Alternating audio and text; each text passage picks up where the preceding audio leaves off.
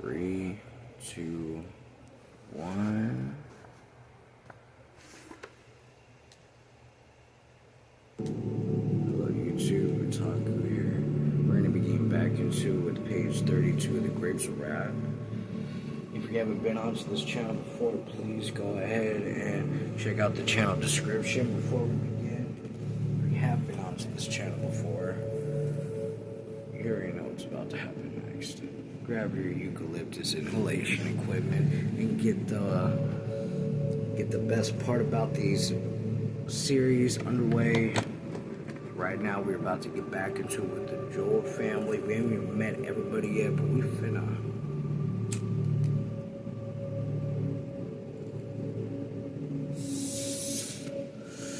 get myself a little drip going on, but I'm looking for something to complete it. So here we go. You know, this Altair just isn't the one I'm really going for right now, so we're gonna go ahead and switch it back over to the usual. Got myself the Oklahoma City basketball team with the Nike check and a little bit of drip going on everywhere around here. Nothing too out of the way, but I got the medallion behind the hat. Everything's looking pretty fly right now. I got some ambient music going on in the background. We're gonna go ahead and pack another bowl. Let's see. Oh yeah, please go ahead and grab your waters too, by the way. Hydration checks are mandatory around here, even if I don't have them myself.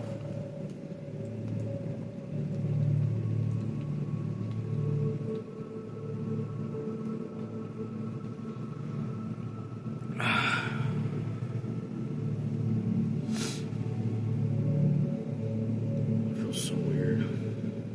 The lighter that's almost gone out because it got a crack in it.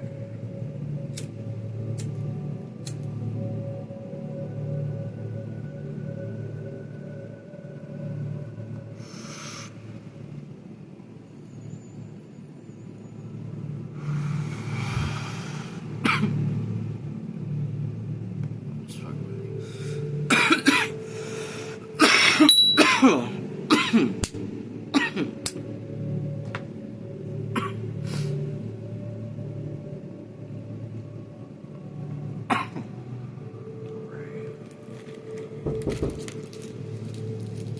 Yeah.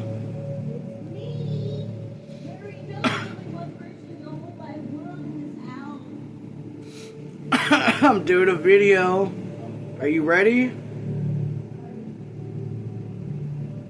Alright. Alright.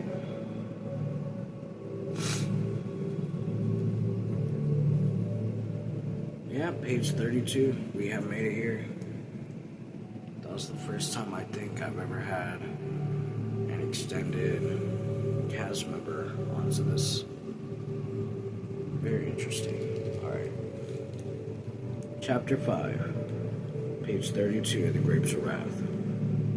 The owners of the land came onto the land, or more often a spokesman of the owner came. They came in closed cars, and they felt the dry earth with their fingers. And sometimes they drove big earth augers into the ground for soil testing. The tenants, for their sun-beaten doorways, watched uneasily when the closed cars drove along the fields, and at last the owner men drove into the dooryards and sat in their cars and talked out of the windows. The tenement stood beside the cars for a while and then squatted on their hams and found sticks with which to mark the dust. In the open doors, the women stood looking out, and behind them the children, corn-headed children, with wide eyes, one barefoot on top of the other barefoot and the toes working. The women and the children watched their men talk to the owner men, and they were silent. Some of the owner men were kind because they had hated what they had to do, and some of them were angry because they hated to be cruel. And some of them were cold because they had long ago found the one could not be an owner unless they were cold. And all of them were caught in something larger than themselves. Some of them hated the mathematics that drove them, and some were afraid. Some worship the mathematics because it provided a refuge from thoughts and from feelings.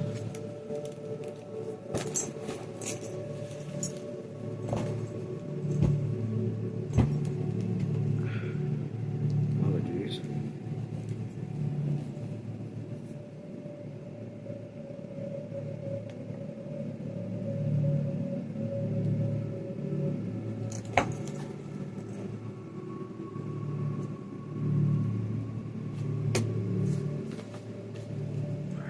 Continue.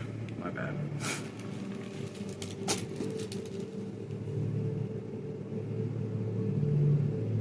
Because it provided a refuge from thought and from feeling. If a bank or a finance company owned the land, the owner said, the bank or the company needed, wanted, insisted, must have, as though the bank or the company were a monster. While thought and feeling which had ensnared them, these last would not take responsibility for the banks nor the companies because they were men and slaves.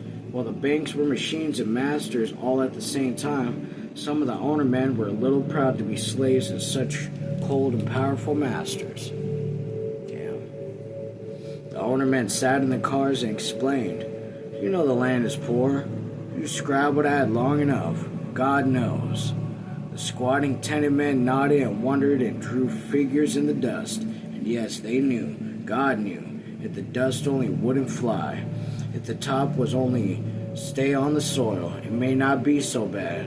The owner men were on leading to their points. You know the land's getting poorer. You know what Conan does to the land? Robs it, sucks all the blood out of it. The squatters nodded. They knew, God knew. If they could only rotate the crops, they might pump blood back into the land. Well, it's too late, and the owner man explained the workings and the thinkings of a monster that was stronger than they were. A man can hold land if he can eat and pay taxes. If he can do that, yes, he can do that until his crops fail one day and he has to borrow money from the bank. But, you see, a bank or a company can't do that, because those creatures don't breathe air, don't eat side meat. They breathe profits. They eat the interest on money. And if they don't get it, they die the way you die without air, without side meat. It is a sad thing, but it is so. It is just so. The squatted men raised their eyes to understand. Can't we just hang on? ? Maybe the next year will be a good year. God knows how much cotton next year. And with all the wars, God knows what price cotton would bring. Don't they make explosives out of cotton and uniforms? Get enough wars and cotton will hit the ceiling. Next year, maybe? They looked up questioningly. Can't depend on it. The bank, the monsters, has to have profits all the time. It can't wait. It'll die. No, taxes goes on. When the monster stops growing, it'll die. It can't stay one size. Soft fingers began to tap the sill of the car window, and hard fingers tightened on the restless drawing sticks. In the doorways of the sun-beaten tenant houses, women sighed and they shifted feet so that the one that had been down was now on top, and that the toes were working. Dogs came sniffling near the owner's door and waited on all four tires, one after the other, and the chickens laid on the sunny dust and fluffed their feathers to get the cleansing dust down onto the skin.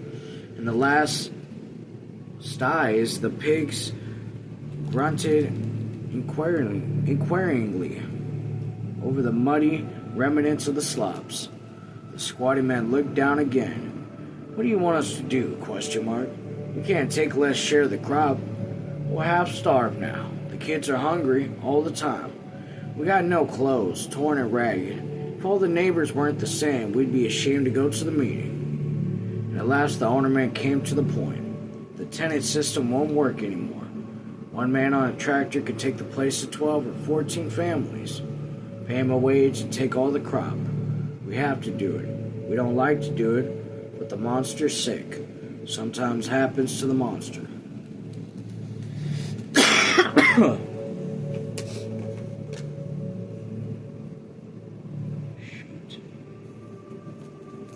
Go through water like breathing air around here.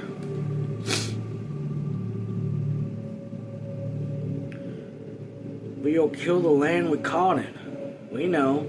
We gotta take Karin quick before the land dies. Then we'll sell the land. Lots of families in the East would like to own a piece of land. The tenant man looked up alarmed. What'll happen to us? How we? You'll have to get off the land. The plow will go through the dooryard. And now the squatted men stood up angrily. Grandpa took up the land, and he had to kill the Indians and drive them away. And Pa was born here, and he killed weeds and snakes. Then a bad year came, and he had to borrow a little money. When we was born here, there in the door, our children born here, and Pa had to borrow money. The bank owned the land then, but we stayed and we got a little bit of what we raised. We know that, all that. It's not us, it's the bank. The bank isn't like a man, or an owner with 50,000 acres. He isn't like a man either. That's the monster.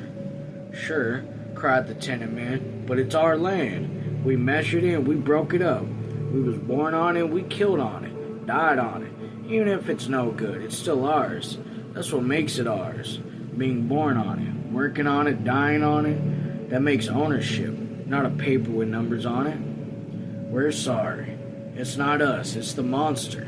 The bank isn't like a man. Yes, but the bank is only made of men. No, you're wrong there, quite wrong there. The bank is something else than man. It happens that every man in a bank hates what the bank does, and yet the bank does it. The bank is something more than man. I tell you, it's the monster. Man made it, but they can't control it.